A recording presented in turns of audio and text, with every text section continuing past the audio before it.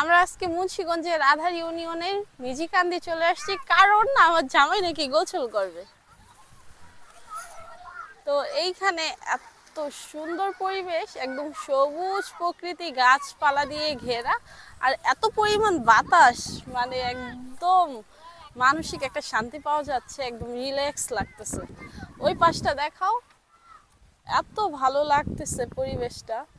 আর বিশেষ করে বাতাসের জন্য ইচ্ছে করতেছে এখানেই থেকে যাই, শান্তি। আর পানিও অনেক বেশি ঠান্ডা এখানের, সবাই যে গোসল করে কত বেশি শান্তি পায় এখানে।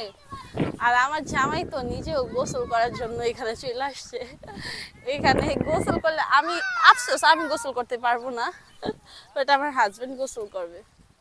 আর কি করার। এই যে আমার জামাইয়ের ভেস্টটা দেখেন, সে কিভাবে গোসল করবে, গামছা টামছা নিয়ে আসছে। বাতাস তো বাতাস, মানে উড়াই নিয়ে যাচ্ছে। এই গামছাটা ছেড়ো না, উড়ে চলে যাব। না না প্লিজ। তো এই একটা অবস্থা আর কি, এত পরিমাণ বাতাস, এই বাতাসের জন্যই মনে হয় পানি ঠান্ডা হয়ে আছে।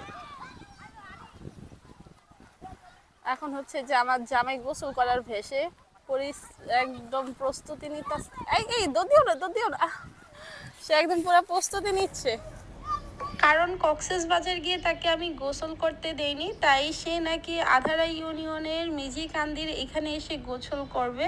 হোয়াটএভার, আধারা ইউনিয়নের মিঝিকান্দি বা কে কোন জায়গা থেকে আমার এই ভিডিওটা দেখতেছো কমেন্ট সেকশনে জানিও। বইয়ের গল্পে উপন্যাসে গ্রাম বাংলার যেই একটা রূপ, সেটা আমি সম্পূর্ণ এই জায়গাটায় এসে দেখতে পেয়েছি। আমার কাছে এত বেশি ভালো লেগেছে। মুন্সিগঞ্জের আধারা ইউনিয়নের মিঝিকান্দি নাকি আমার হাজবেন্ড গোসল করতে চলে আসছে। এসে দেখলাম আসলেই খুব সুন্দর।